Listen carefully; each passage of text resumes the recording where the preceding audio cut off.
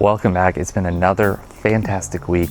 We got our second paying customer. We're now at $8 a month in MRR. Let's go. We're almost there.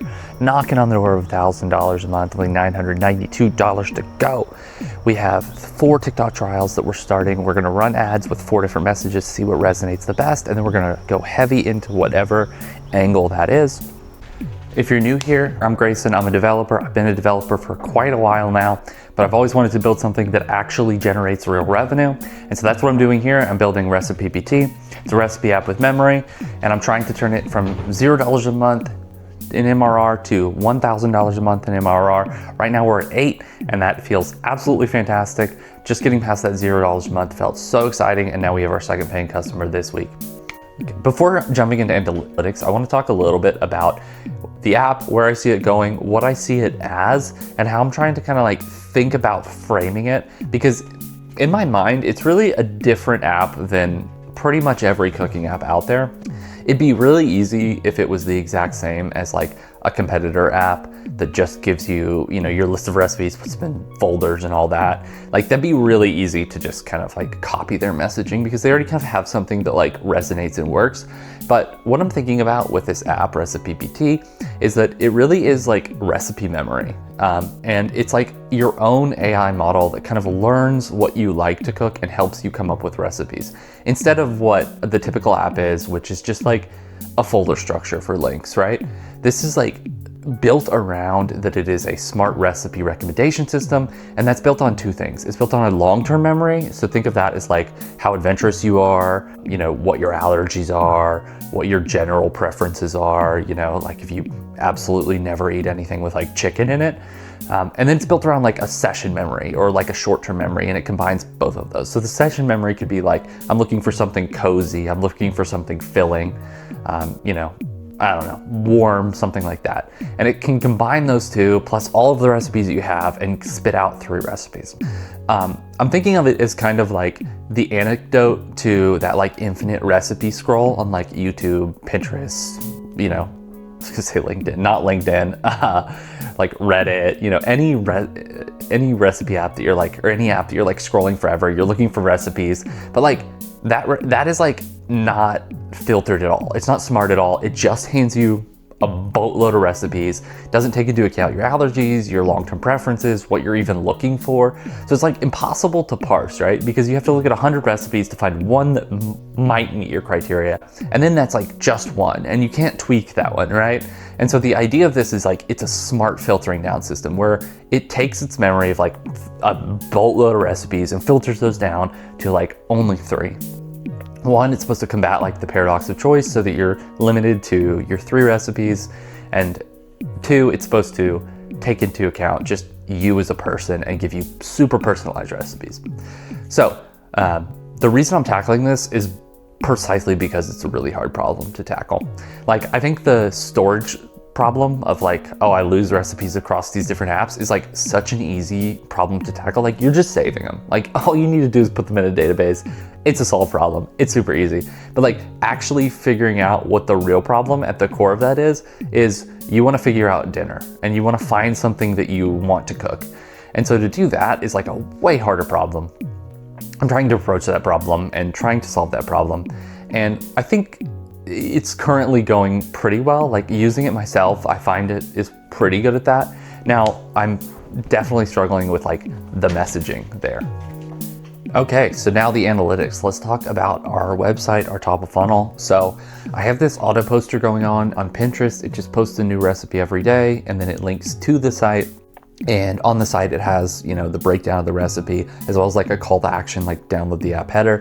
I don't expect this to work well at all. Like I don't expect downloads to like be high from this at all because like, people are looking for a recipe. They're looking for this recipe. They're not looking to like download an app that's going to help them find recipes. So, I just have this auto poster going. It's like on Blue Sky and Pinterest because those were like the easiest to automate. But we saw something very, very interesting this week, and that's that organic clicks and organic saves and organic traffic has actually kind of started to steadily be consistent from Pinterest. So What we saw this week is we saw 106 visits from Pinterest. That is by far our biggest channel, but it's no longer a paid channel. So it's non-paid people going there.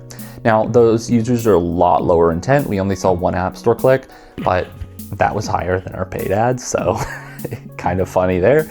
But you know, like if we can continue to get this to kind of like snowball, you know, we should be able to get consistent downloads from this channel, which I'm really happy about, really excited to see.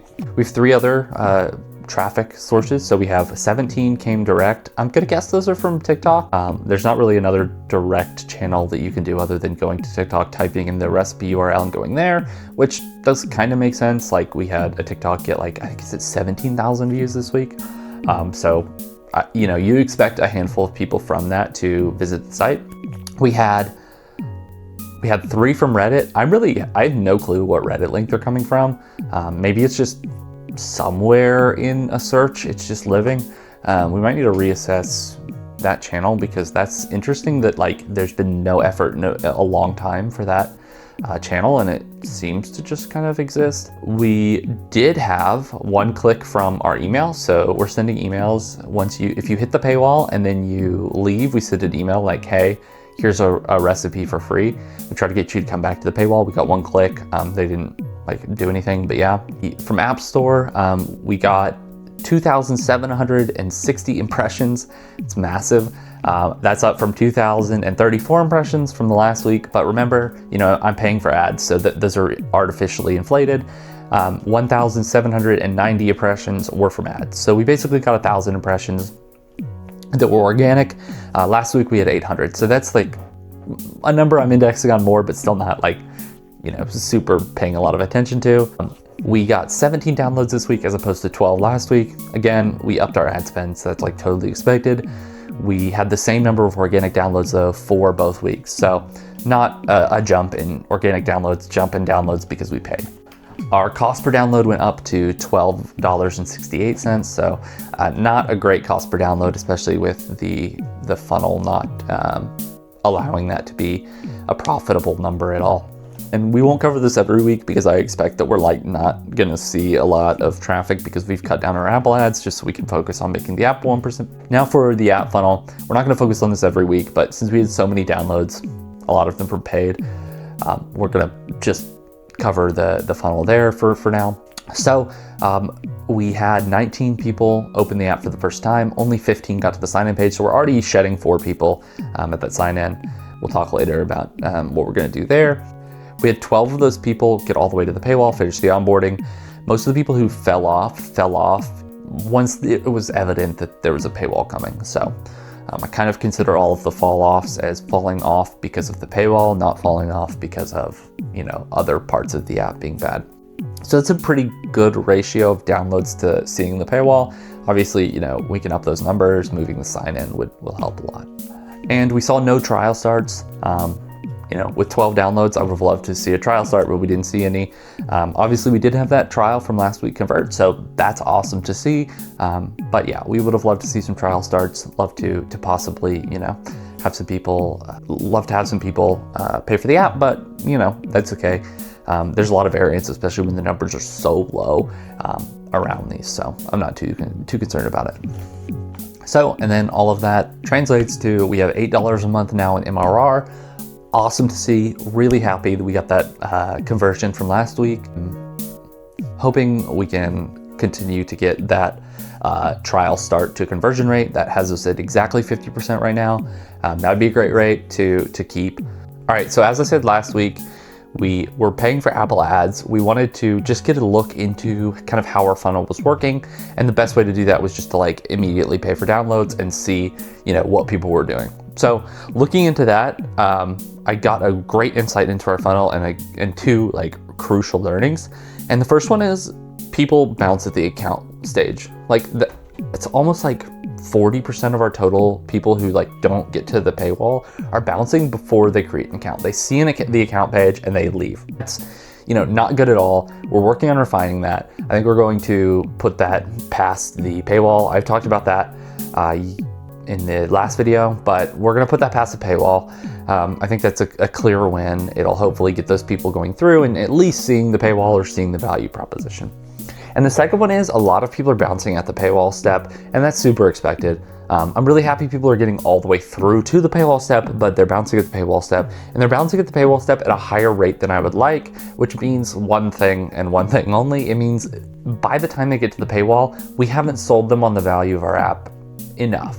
That's completely understandable, you know, like we're showing them a sentence that says like what we think they might like. I don't think that's at all like enough to convince them that we like understand exactly what they want. One thing I did realize is like we're not showing them any actual recipes, right? Like before they get to that screen, I think we need to show them recipes.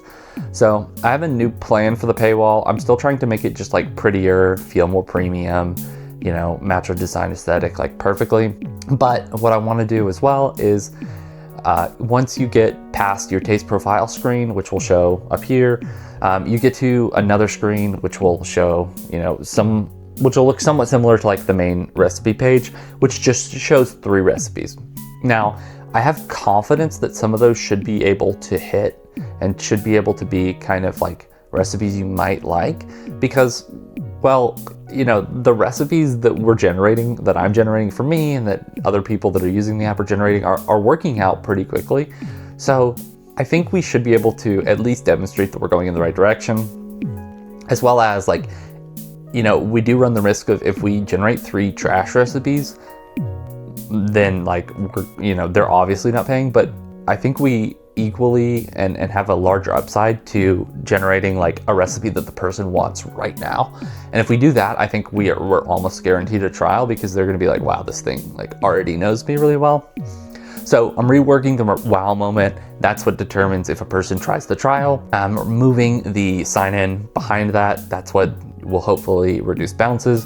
And then hopefully that can increase our average revenue per user.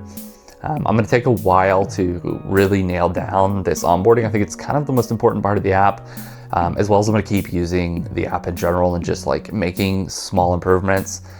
But that leads into what I wanted to talk about this week and what I wanted to talk about kind of going forward. So a lot of the things I've been trying are kind of attempts at shortcutting growth, right? They're, you know, can I spend money to get more users, to get more subscriptions? But in reality, I think I'm really happy with where we're at right now. Like if I went back to this first devlog, showed me where we're at, you know, said we have 2 paying customers, we have TikToks that are doing really, really well, you know, we have 700 followers on TikTok or something like that. I think I'd be really pumped with the progress.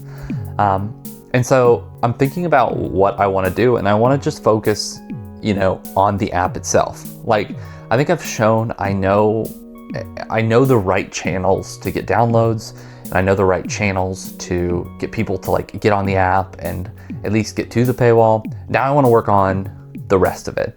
And my goal is like every day, if I can make the app like 1% better, just find an area that's a slight pain point, make it 1% better. And if I can just do that every single day, with my head down, you know, focusing on it, I should be able to have something that's like meaningfully better, feels meaningfully more premium in like a month, 2 months. And then once we get to that point, then I can rerun these growth engines that I have and see how that's impacted, you know, our revenue per user. Ideally, you know, we see that we've made the app significantly better, and then once we rerun these Apple ads, we realize, you know, our average revenue per user is, you know, way higher than it was, or we can get way more downloads or whatever. But that's what I'm thinking about, you know. Really happy with where I'm at growth-wise now. You know, it's slow, but you know, it's not zero, and being not zero feels like a huge gap between being zero. So I'm really happy with where it's at. We're gonna get 1% better every day, and hopefully by the time we get like down the road a bit, we can redouble down on some of our ad efforts. Obviously this week we're gonna do our TikTok ads. So this week I talked about our goal to just kind of be 1% better every day, but there's another angle I'm also taking that's a huge experiment that we're running, and I'm gonna run it this week. And the reason I'm running it this week is because I'm running out of my TikTok ad credits. So I have a lot of money in TikTok ad credits. I have $200 and I wanna use those up. And so I went and I found a UGC creator who's gonna make me some videos, and then I'm gonna take those videos and run them as ads. They're just like your kind of talking head style videos. Some of them are copied from other kind of similar apps, and some of them are copied from like trends. And there's 4 of them, and they all talk about a different like angle. So one of the angles is like, do you have 400 recipes saved, but you like never, cook any of them? Another one's like just the idea that you can take this app, take a picture of a plate, and then get a recipe out. Another one's like, here's like a destination to save it to. And then another one's like, you can search recipes by vibe.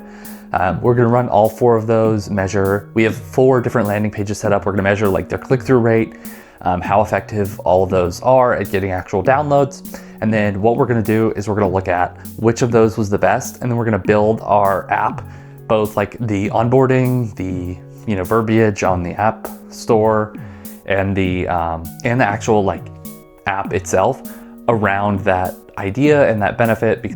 So that's where we are this week. Really happy to see that MRR number jump up again, a second week in a row. Also really happy to feel like I learned a bunch about our funnel from the App Store ads, so I feel like we got a good return investment on there. And I'm really, really excited about what we're gonna learn next week about the exact messaging that's going to convert users. One of these TikToks is gonna clearly outperform the others, hopefully, and we should be able to just double, triple down on that exact messaging, and hopefully should be able to improve our funnel that way and just, continue gaining momentum. But I'll see you next week. Super excited about it.